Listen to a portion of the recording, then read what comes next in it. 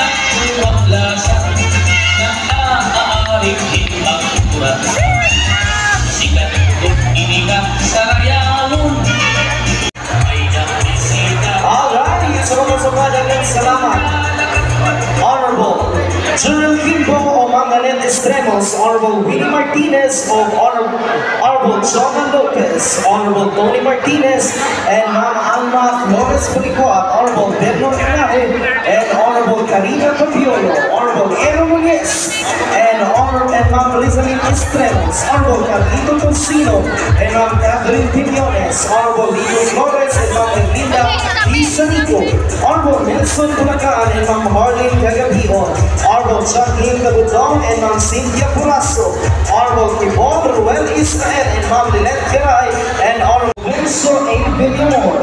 Barangay Councilors, Honorable Karina Tabiolo, Honorable Jesus P. Baldarona, Honorable Joseph T.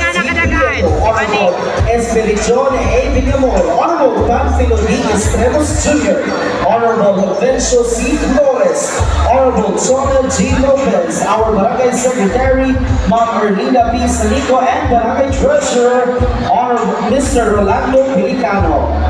Same acknowledgements to our Sangguniang Kabataan Council, headed by our ex-official member of the Sangguniang Barangay, Sangguniang Kabataan